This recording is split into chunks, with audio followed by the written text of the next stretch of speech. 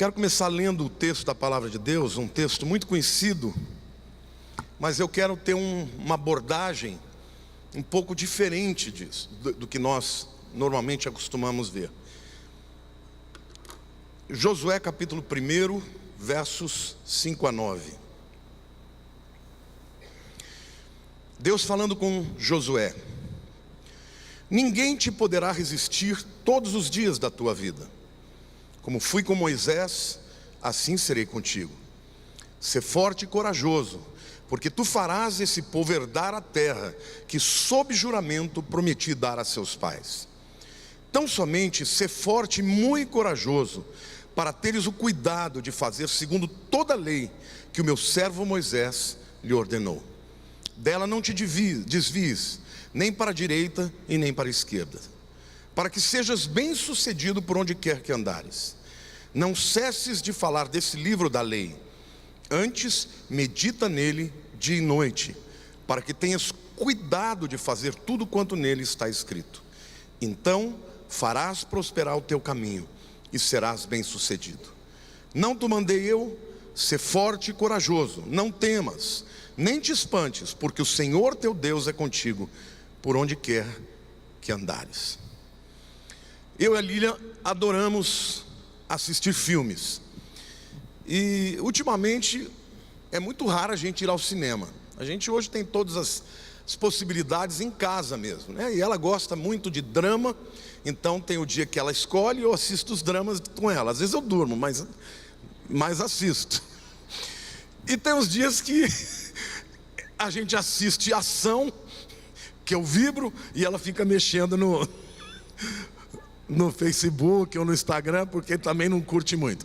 Mas tem um tipo de filme que a gente ama assistir juntos: filmes de esporte.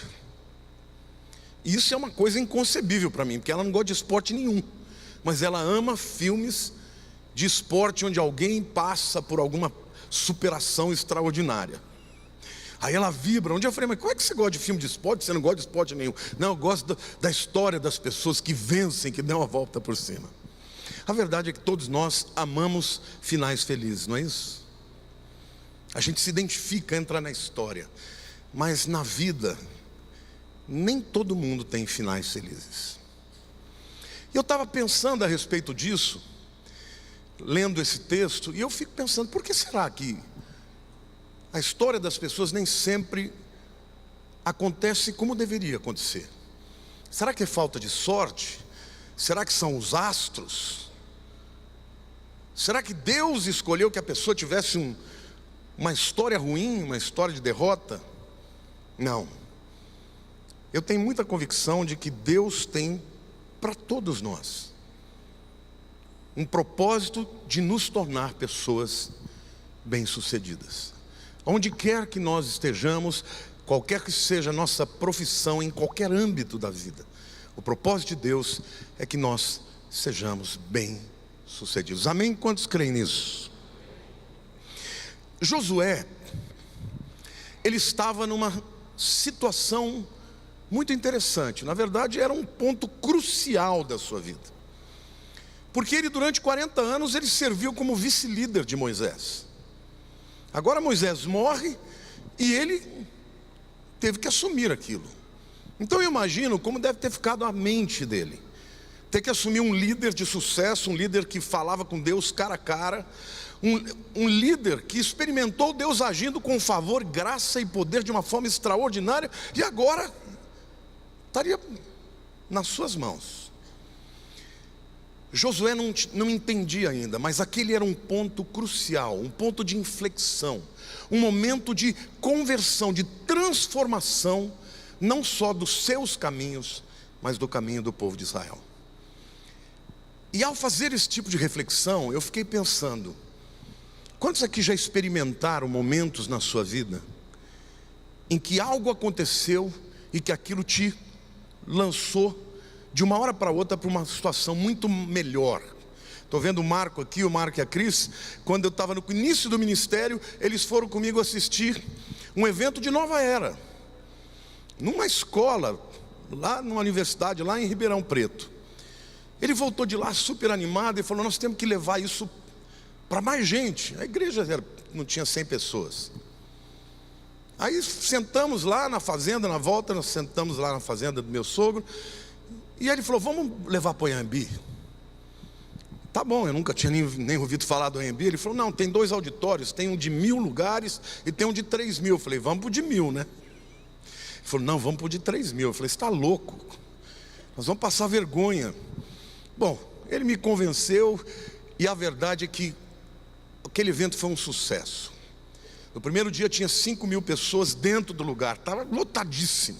No segundo dia tinha mais de 10.000 pessoas para fora.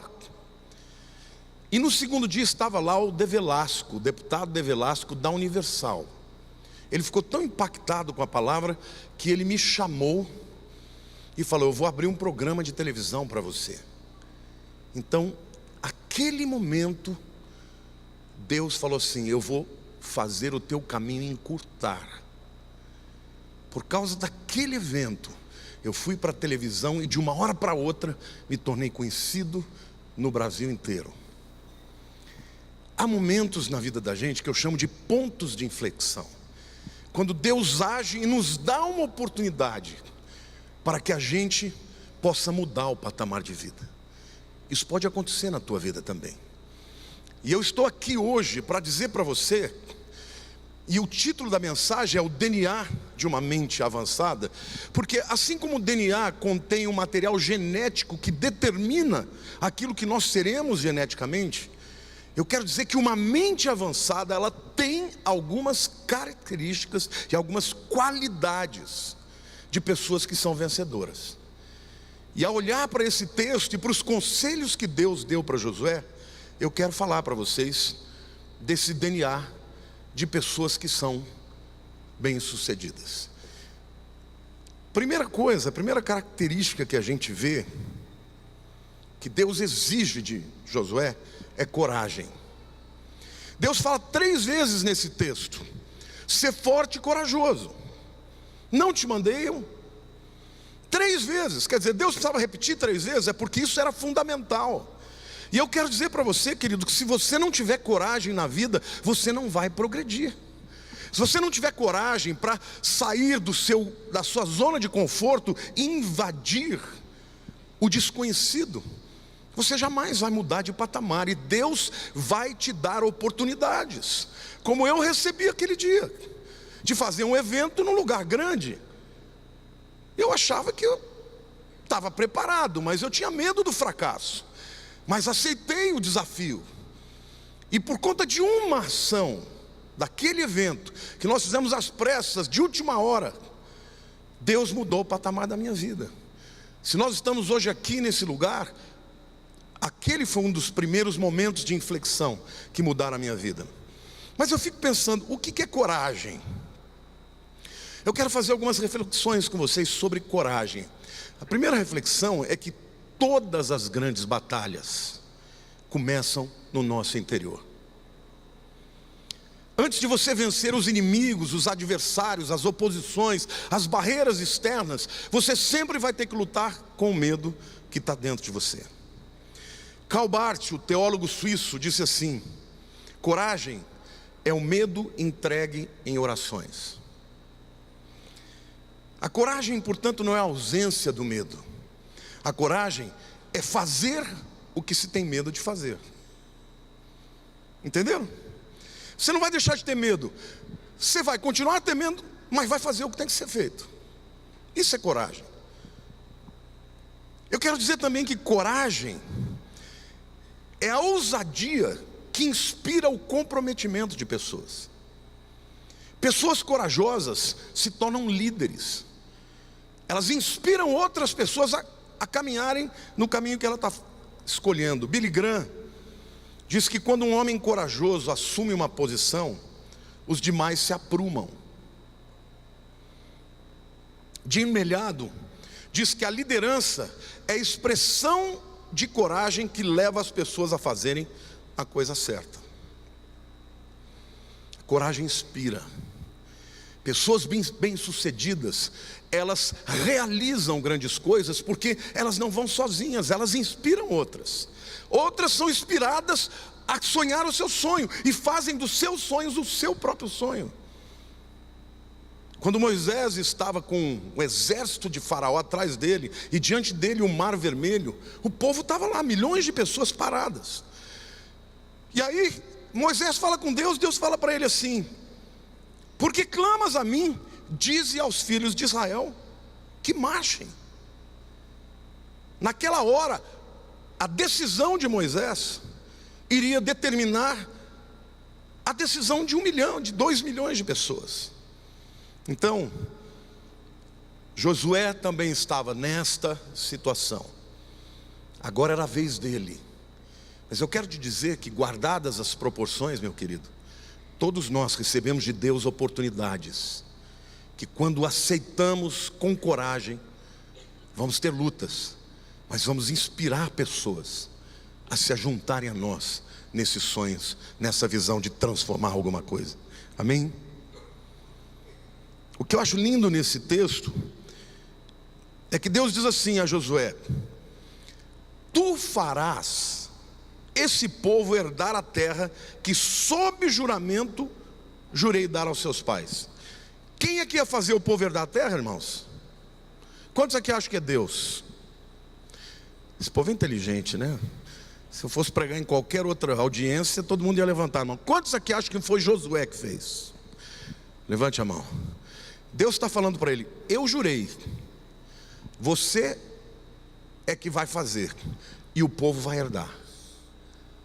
Você entende o que é a atitude de coragem de uma pessoa que se dispõe a fazer a vontade de Deus, a dar um passo na direção do escuro pela fé, mas também por ter convicção de que Deus vai capacitá-lo? Deus está dizendo para ele: você, Josué, vai fazer herdar. O poder é meu. Do mesmo jeito que eu fui com Moisés, eu vou ser com você, mas é você que vai fazer, e quem vai herdar é o povo. Hoje eu quero te dizer, meu querido, que você precisa ser uma pessoa de coragem, não importa a tua idade. Na vida, pessoas que não têm coragem jamais serão empresários, porque ser empresário é sempre um ato de fé, um ato de coragem. Eu quero dizer também que a tua vida progride na proporção da tua coragem. O historiador romano Tácito escreveu assim, presta atenção porque é uma frase poderosa: o desejo de segurança coloca-se contra todo empreendimento grande e nobre. Você quer segurança? Não vai progredir. O teólogo britânico John Newman disse assim: não tenha medo de que a sua vida chegue ao fim, mas sim de que ela nunca tenha tido um começo. Tremendo, né?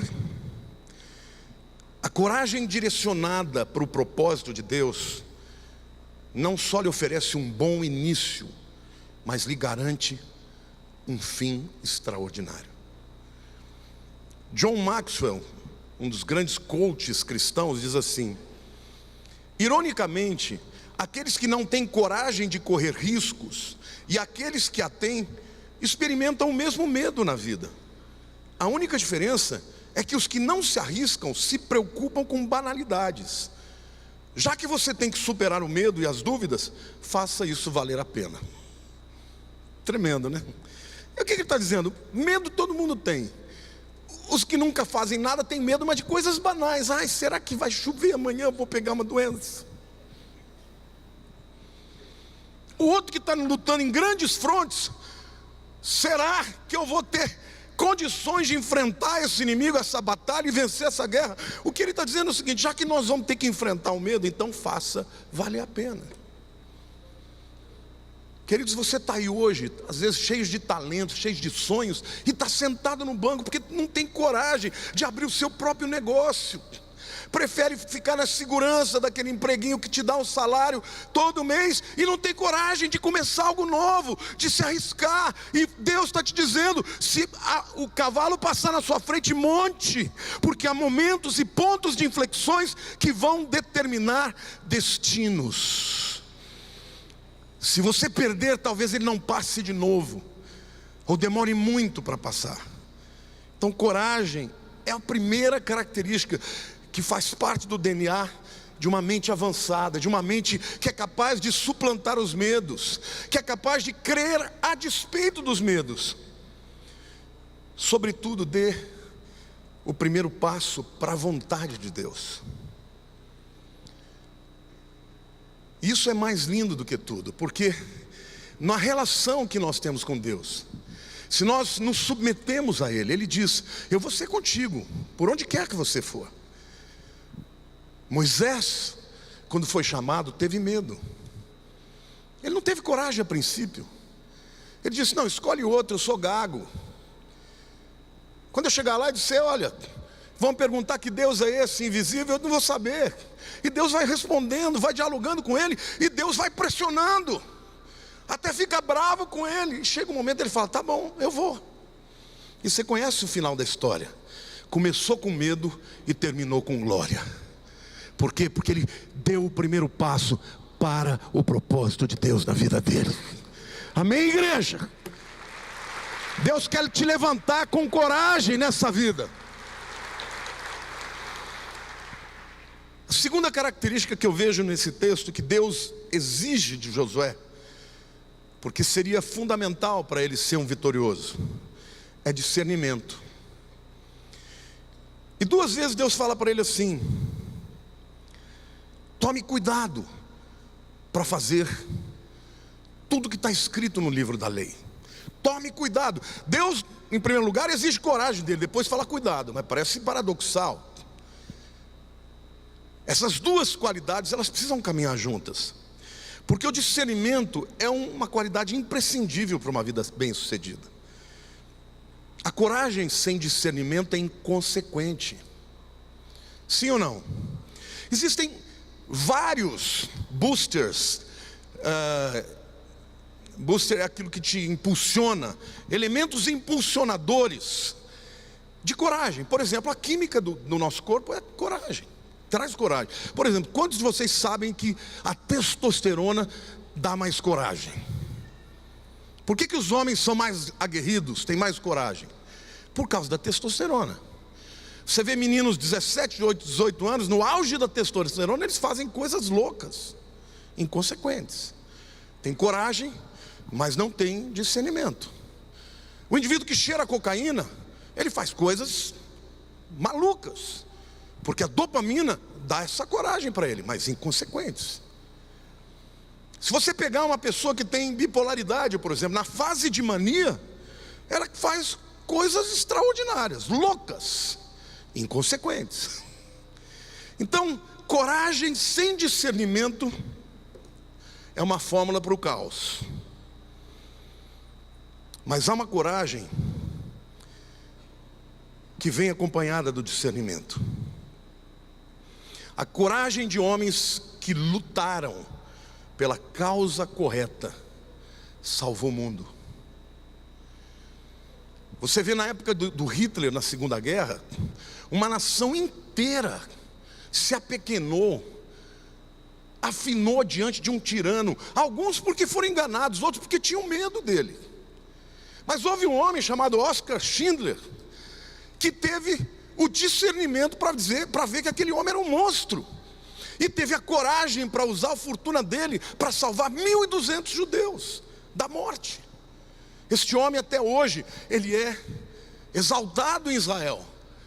Se você vai a Jerusalém, eu já visitei o túmulo dele, sempre cheio de pedras, porque os judeus, ao invés de colocar flores, eles colocam pedras. Nessa viagem que nós vamos fazer agora, em junho, eu já marquei, eu quero levar o povo lá para ver o Oskar Schindler. Claro que ele não está lá, está no céu.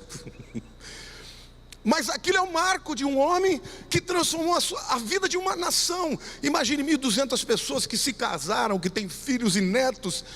Quantas pessoas ele interferiu, porque discerniu e teve coragem para fazer o que tinha que ser feito. Então, o discernimento empoderado pela coragem é extraordinário. E Deus fala para Josué: tome cuidado para fazer segundo a lei que o meu servo te ordenou. Depois ele diz mais: medita nela de dia e de noite, para que tenhas o cuidado para fazer tudo quanto nele está escrito. Então esse cuidado nada mais é do que a busca pelo discernimento. Porque decisões têm consequências. Decisões determinam destinos. A coragem nos capacita a avançar, mas o discernimento nos diz qual é o caminho certo. Para que a gente precisa de discernimento na vida? Em primeiro lugar, para conhecer a verdade em qualquer situação. O discernimento entre o certo e o errado é o que garante que as nossas decisões não terão consequências desastrosas. Então, você precisa de discernimento para tudo na vida. E a palavra de Deus, que é a verdade absoluta, a única verdade absoluta, ela precisa ser introjetada, incorporada. Ela precisa fazer parte das nossas entranhas. Lá em Mateus 22, 29, Jesus disse assim: errais não conhecendo as Escrituras, nem o poder de Deus. O poder de Deus fala de coragem para agir. E conhecimento das Escrituras fala de discernimento. Diga assim: eu preciso de coragem, mas eu preciso de discernimento. Amém? Hoje a gente vê que as pessoas estão tomando decisões meramente por sentimentos. E a palavra de Deus diz: há caminhos que para o homem parecem direitos, mas afinal são caminhos de morte. Outra coisa que dá muita coragem para as pessoas é a paixão. Quantas pessoas encorajadas, empoderadas por esse sentimento de paixão, acabam com as suas famílias, vão viver uma aventura e depois descobrem que erraram, sem poder voltar atrás. Então, coragem e discernimento. E o discernimento sempre deve ser embasado pela palavra de Deus. A segunda razão para a gente ter discernimento é para descobrir a razão dos problemas. Todo problema tem uma verdade, tem uma razão por trás. Há um pesquisador da mente humana chamado Henry Mintzberg, da Universidade McGill. Ele falou assim: a eficiência da organização não reside naquele conceito tacanho chamado racionalidade. Reside na combinação de lógica perspicaz com intuição vigorosa. O que o camarada está dizendo? Ele está dizendo que não basta só ter lógica. Não adianta você ser uma pessoa absolutamente racional, porque pessoas não são só racionais. Quando você tem que administrar pessoas, você tem que entender que elas têm sentimentos e tem coisas que a tua razão não vai entender. Você precisa ter intuição. Quantos aqui sabem que as mulheres têm mais intuição que os homens? Então, meu querido, ouça a sua mulher. Quando a tua mulher fala assim: não sei porque tem um negocinho que não me vai com aquela pessoa, foge, vaza. Porque nós homens somos muito mais cartesianos, mais objetivos. Mas me explica, me diz o porquê. Não sei. E o camarada aqui está dizendo isso. Não pense você que você vai discernir a verdade somente com a lógica. Precisa haver intuição. Agora, eu falei para vocês que a Bíblia é importante estar introjetada na tua vida, mas a Bíblia tem respostas para tudo? Quantos acham que a Bíblia tem resposta para tudo? Quantos acham que a Bíblia não tem resposta para tudo? Por exemplo, você está na tua vida profissional, e aí você conhece uma pessoa e ela te propõe um negócio. A Bíblia vai te responder sobre isso?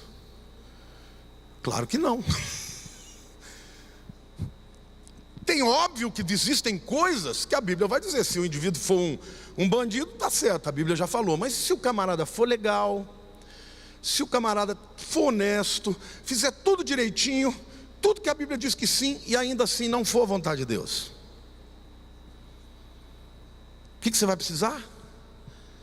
Discernimento. Por exemplo, a Bíblia diz: se você deve casar com A ou B, vou casar, vou abrir como horóscopo. Mamãe mandou bater nesse aqui, pá, na página.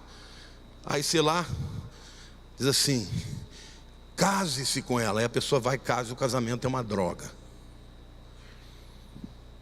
A Bíblia não fala dessas coisas, irmãos. Essas coisas você precisa de discernimento. A Bíblia não fala, mas a oração fala. Sim ou não? Quando a Bíblia não tem uma resposta clara e absoluta, vai e ora a Deus. Porque Deus é Espírito e Deus fala também conosco, amém, irmãos? Então, às vezes a verdade, ela não está 100% clara. Mas quando a gente tem os princípios de Deus dentro de nós, quando alguma coisa se desvia da vontade de Deus, você discerne. Mas é muito importante que você entenda também que a palavra de Deus tem que estar dentro de você, porque às vezes a intuição é comprometida. Por exemplo, se você teve uma história ruim, foi desamado, muitas vezes as tuas intuições serão maculadas por isso. Se você teve uma educação errada, a sua intuição pode estar maculada por isso também. Então, a Bíblia tem que estar na base de tudo. Mas além disso, a Bíblia diz lá em 1 Coríntios 2,14: ora, o homem natural não aceita as coisas do Espírito de Deus, porque lhes são loucura, e não pode entendê-las, porque elas se discernem espiritualmente. Vocês entenderam, queridos? Nós precisamos da palavra para formar a nossa mentalidade, mas nós precisamos de discernimento. E muitas vezes o discernimento virá pelo Espírito. Você tem que pedir a Deus discernimento espiritual, porque às vezes Deus faz coisas com você que você não entende. Por exemplo, quando Jesus foi batizado no Jordão, a Bíblia diz que o Espírito o conduziu para o deserto para ser tentado pelo diabo. Você fala, Deus do céu, ele vai me conduzir também para ser tentado pelo diabo? Às vezes você não entende as coisas que vão acontecer, mas se você tiver discernimento, Deus vai te mostrar. Por exemplo, Davi foi dirigido por Deus, através de uma ordem do pai dele, para chegar no vale de Elá. E quando ele chegou no vale de Elá, ele encontrou Golias, e aquele foi um momento de inflexão na vida de Davi, porque a partir daquele dia que ele mata Golias, nunca mais ele foi a mesma pessoa, e ele só se tornou o rei de Israel por causa daquele dia.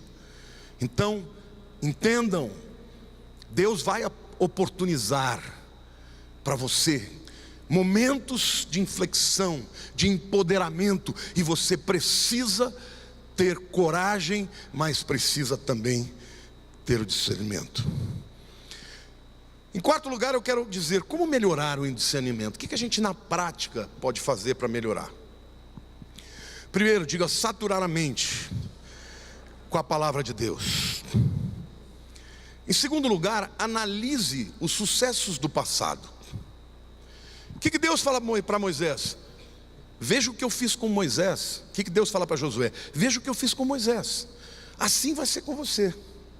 Então, na prática, você na tua área, você precisa ler histórias, biografias de pessoas que venceram. O que fizeram? Converse com pessoas mais velhas, eles vão te contar os fracassos, vão te contar as vitórias. E você encurta caminhos. Porque quando você quer vencer numa área, você tem que procurar pessoas da sua área. Se você quiser conselhos de abrir uma empresa, não venha falar comigo, eu não sou empresário. Procure um empresário bem sucedido, não procure um fracassado. Então, olhe para o passado, aprenda com os erros e com os acertos das pessoas. Quais os líderes que você admira?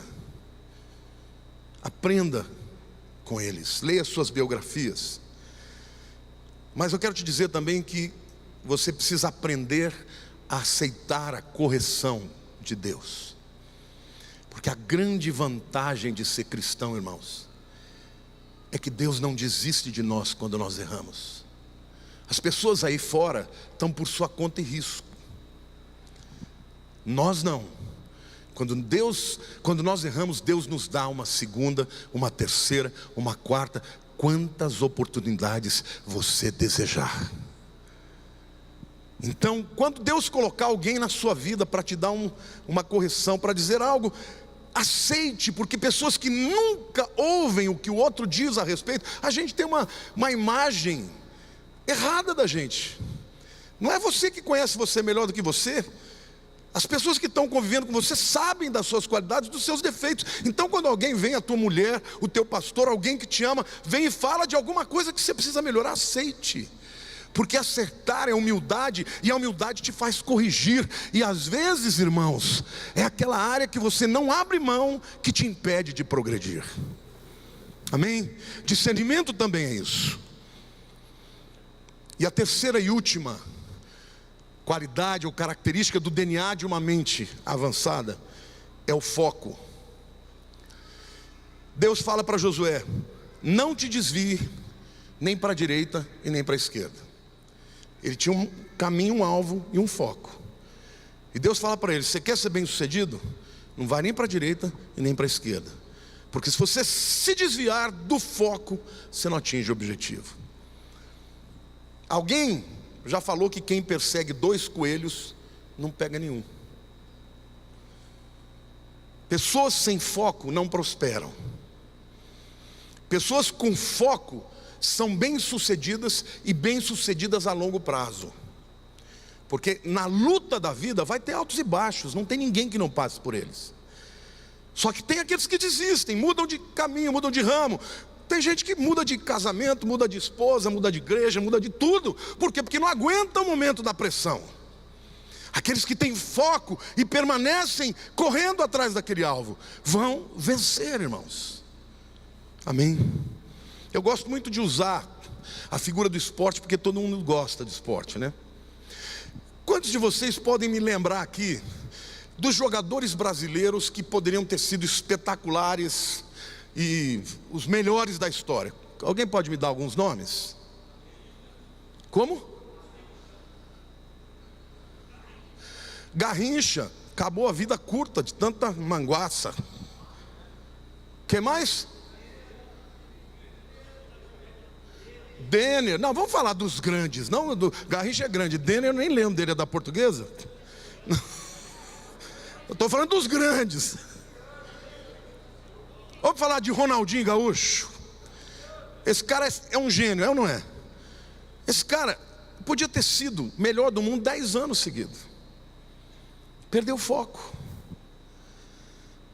Se você pegar, por exemplo, o Ronalducho, eu tenho moral para falar, é autoridade.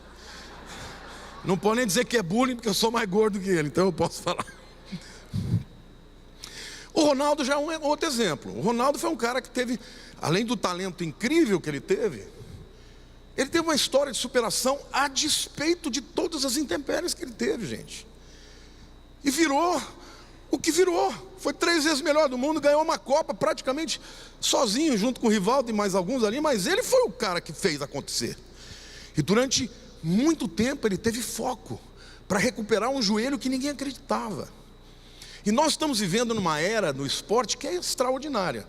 Faz 10 anos que tem 2 caras completamente diferentes, que dominam e são os melhores do mundo: Cristiano Ronaldo e Messi. Quem é melhor dos dois?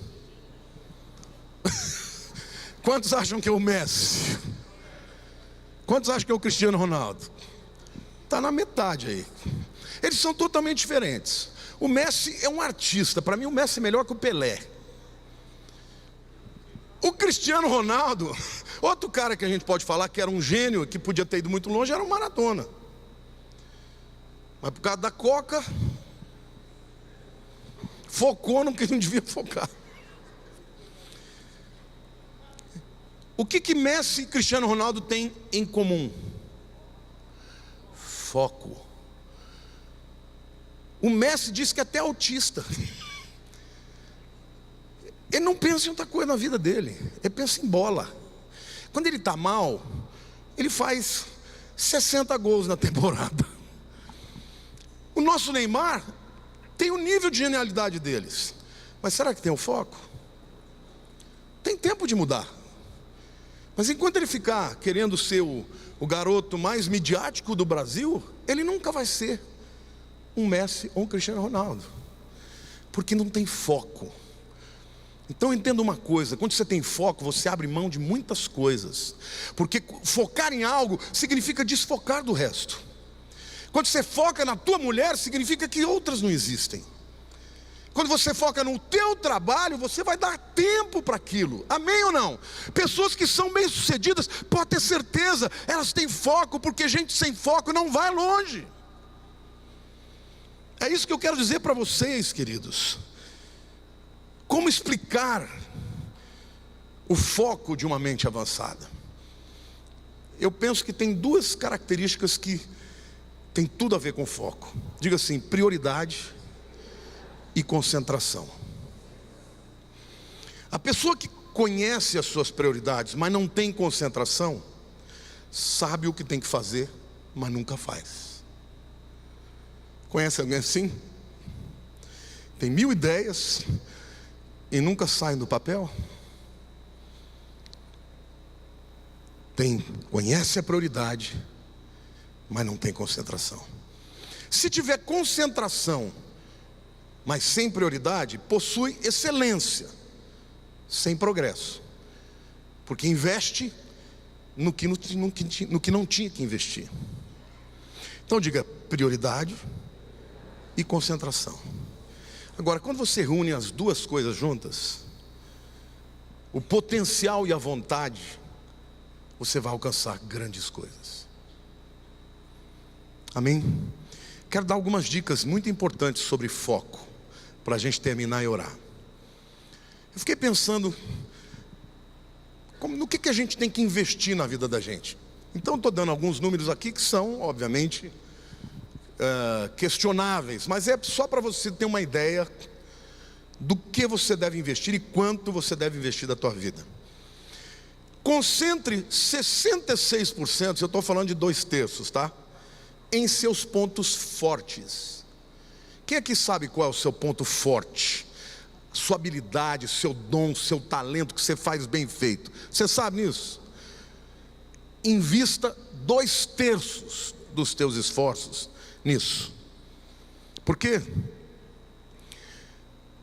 Pessoas bem-sucedidas se tornam assim porque dedicam tempo, concentração e foco no que fazem bem, não no que fazem mal.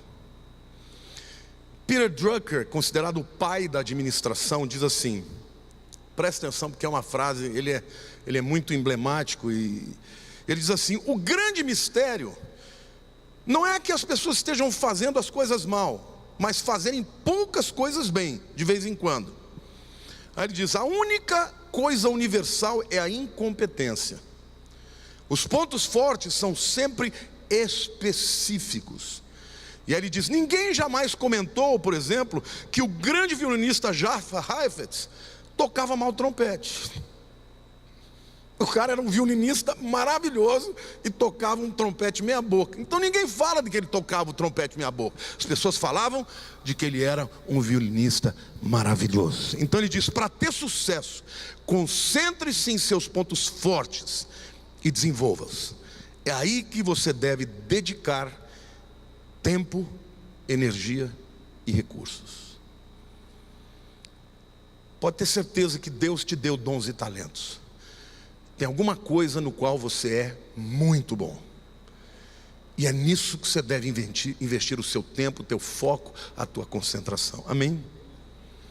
Então diga assim: 66% no que eu faço bem, 30% em coisas novas. Porque crescimento equivale a mudança. Você precisa aprender a incorporar, agregar valor a você. Pessoas que não se renovam, que não abrem os horizontes, ficam chatas, ficam obsoletas. Elas não crescem. E, queridos, eu falo por experiência. Quando eu crescia, fisicamente eu era magro. E eu comia para valer. Hoje eu não como nada e estou desse tamanho. Parou de crescer para cima, cresci para os lados e em volta. E na vida é assim também. Se você não crescer como indivíduo, não crescer intelectualmente, mentalmente, espiritualmente, se você não crescer, você não vai se desenvolver. Então dedique pelo menos 1/3 do seu esforço para novas coisas, para aprender coisas novas, para estudar coisas novas, para fazer coisas novas. Não se esqueça, na vida, quem não progride, regride. E por último lugar, eu quero falar, estuda aqui da minha cabeça esses números, tá? Somei 66 com 30, deu 96, sobrou 4%. 4% nos seus pontos fracos. Porque ninguém pode deixar de trabalhar totalmente nos seus pontos fracos. Nunca diga assim, eu sou assim mesmo, não tem jeito, eu não vou mudar, vou ficar até o fim da vida assim. Muitas vezes esses pontos fracos são os impedimentos para que você rompa na vida.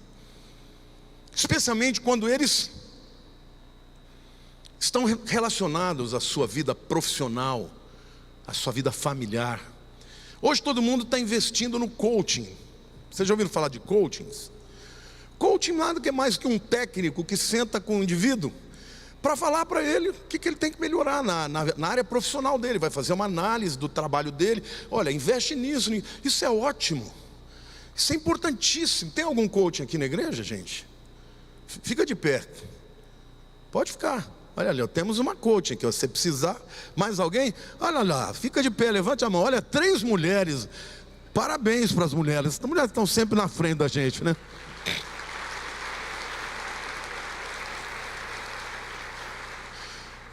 A gente precisa de pessoas que digam para nós, olha, você precisa melhorar aqui, você precisa melhorar ali.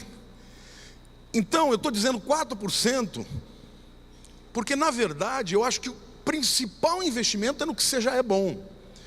O segundo maior investimento é na renovação, mas você não pode esquecer as coisas que você não faz bem. Aceite humildemente quando alguém for usado por Deus para te exortar. Pastores são coachings. A gente conhece gente, a gente conhece comportamento, a gente já lidou com muitas pessoas diferentes e a gente sabe o outcome, sabe o resultado, sabe o que vai acontecer quando a pessoa não muda, quando ela se recusa a mudar, quando ela é hermética. E mais uma vez, por conta de toda uma história pregressa, pessoas que se justificam o tempo inteiro não crescem. São pessoas que não vão crescer porque não deixam Deus usar pessoas. Então, aceite humildemente. Pessoas que se ofendem quando são corrigidas também acabam patinando na sua vida. Como que você pode minimizar os seus pontos fracos? Peça para que pessoas que estão ao seu redor, que fazem bem o que você não faz bem, se juntem a você. Eu vou fazer aqui um depoimento pessoal. Há uns anos atrás, eu não sei quantos anos foi que a gente chamou o Rodolfo bem. No ano 2000, Rodolfo é um pastor, não é mais jovem, mas ele começou essa igreja comigo. Então, um tempo atrás, como ele fez a administração, eu falei, Rodolfo, vem aqui, eu queria que você desse uma analisada no que a gente pode melhorar na igreja. E ele veio, passou um fim de semana conosco, e ele detectou um defeito que eu tenho. Eu não gosto de fazer follow-up, eu não gosto de sentar, fazer reunião, essas coisas de ficar, cobrando de cada pastor. Eu não gosto desse negócio. Eu gosto de pregar, eu gosto de ensinar, eu gosto de impactar, de influenciar. Nisso, Deus me deu talento. Mas a parte administrativa não é uma coisa, de chamar, cobrar. Ele falou, mas por que você não usa a Lilian? A Lilian fez a administração. Eu falei, é verdade. Aí eu falei, Lilian, a partir de agora, você é minha executiva. Queridos, todos os departamentos que existem na igreja, ela que criou. Ela é que senta com os pastores para ver as metas. Para dizer, olha, queremos chegar ali, precisamos fazer isso. Faz reunião até. Tem dia que eu falo, chega de reunião, fica comigo. Bom, a verdade é o seguinte, ela agrega valor. Ela é uma pessoa altamente organizada. Eu sou desorganizado, eu preciso dela. Eu sou um cara super focado. Você chegar na minha casa, você vai ver livros espalhados para tudo quanto é lado. Eu sei todos eles, em que página eu estou. Não deixo ninguém mexer nos livros, senão depois eu não me encontro. Eu sou muito organizado para cumprir as minhas metas que eu gosto de fazer. Mas se fosse depender de mim, de organizar as coisas, essa igreja não teria crescido como cresceu. Hoje nós temos mais de 50 departamentos e ela passa por todos eles. Então, aproveite, quando você detectar alguém, mostrar para você uma área que você precisa de melhorar, traga pessoas que venham acrescentar a você. Pessoas abertas, que não têm medo de ter pessoas competentes ao seu lado, crescem juntos. Se tem uma qualidade que eu tenho, qualquer pastor aqui pode ser, eu delego. Eu não sou um cara que eu tenho medo de perder. Vou dar espaço, vou perder. Não, eu botei o indivíduo, ele está livre, faz o que quiser. Se um dia se não fizer nada certo, aí vai chegar a mim, eu vou cobrar. Mas a igreja cresce não por minha causa, cresce porque tem muita gente competente. Essa igreja é uma igreja que está repleta de gente competente em qualquer área. Por quê? Porque eu deleguei.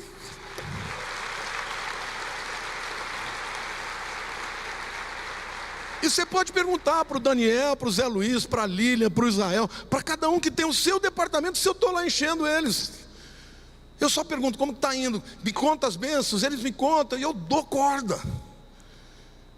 Se você quer crescer na vida, esteja aberto para agregar à sua vida, ao seu trabalho, pessoas que façam bem o que você faz mal. Portanto, para melhorar o seu foco, concentre-se nos seus pontos fortes, delegue os seus pontos fracos, identifique as áreas que você faz mal e delegue, e sobretudo, concentre-se no chamado de Deus para a tua vida. Porque se você estiver na vontade de Deus, meu querido, Ele estará junto com você no seu caminho, e quando você for desviar, Ele te traz de volta. Amém? Eu termino lendo o texto: não cesses de falar deste livro da lei, antes medita nele de dia e de noite, para que tenhas cuidado de fazer segundo tudo quanto nele está escrito. Então farás prosperar o teu caminho e serás bem-sucedido. Eu quero terminar com esta palavra: não existe sucesso verdadeiro, completo, sem Deus no centro da sua vida. Deus deixa claro que ainda que ele fosse 99% do resultado vitorioso na vida de Josué, Josué tinha 1% que ele tinha que fazer. Então, pessoas que ficam sentadas esperando que o céu mande as bênçãos e não fazem nada, não prosperam. Mas pessoas que acreditam que o seu potencial é suficiente para você fazer tudo sem a presença de Deus, também não são vencedoras. Podem ter sucesso profissional em algumas áreas, mas não são bem-sucedidas plenamente.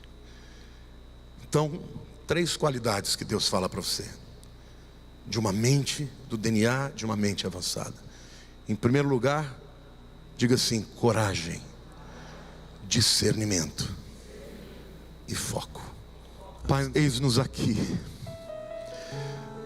Reconhecemos, ó Deus, a nossa finitude, a nossa incapacidade de sozinho entendermos o teu plano, o teu propósito, e até mesmo enfrentar, ó Deus, os inimigos que se levantam contra nós. Por isso nós te agradecemos pelo teu favor, pela tua promessa, porque o Senhor cumpre o que promete. Tu és fiel, Senhor.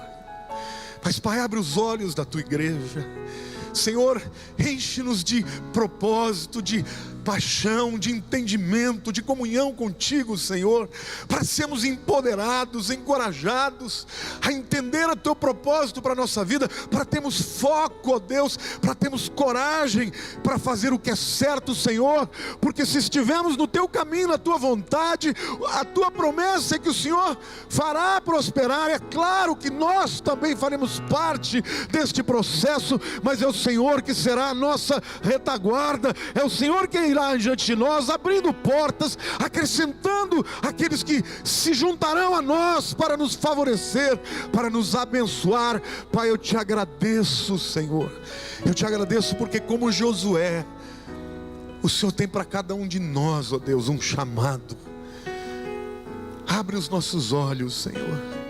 Quando eu olho para trás, Senhor, eu consigo enxergar tantos erros que eu cometi, mas eu consigo enxergar também, Senhor, o teu favor, quando eu te busquei, quando eu clamei, quando eu me humilhei na tua presença.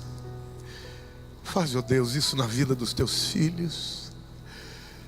Senhor, não queremos viver a vida com temor, queremos ter a ousadia de quem sabe que não está sozinho, de quem sabe, ó Deus, que quando a tribulação ou o gigante é maior do que podemos enfrentar, o Senhor estará na nossa vida. Muda a tua igreja, Senhor, amplia a mente, cura os traumas, as feridas, os impeditivos, as barreiras. Que os corações hoje saiam daqui, ó Deus, vibrando pela tua presença, vibrando com a tua promessa, com a tua palavra. Ela é a verdade, Senhor, para cada um de nós. Ela é a verdade, Senhor, para nos transformar. Dá-nos a tua humildade, para nunca deixar, ó Deus, de reconhecer aonde podemos crescer. Agradecer, ó Deus, pelas nossas qualidades. Estar abertos para o novo. Eu oro, Pai, abre portas na vida de cada um destes que estão aqui hoje, Senhor, e fala com eles, revela a tua vontade, dá vitória sobre as feridas da alma. Não há ninguém aqui, Senhor, que não tenha grande potencial, porque todos fomos criados à sua imagem e semelhança. Cumpre em nós a tua vontade, o teu querer, e que a graça maravilhosa de Jesus e o amor do Pai Celeste e as consolações do Espírito Santo sejam com todo o seu povo, não somente os da igreja Palavra Viva, mas com todos que invocam o nome do Senhor todos os dias até o fim. Boa semana para você, meus queridos. Deus abençoe.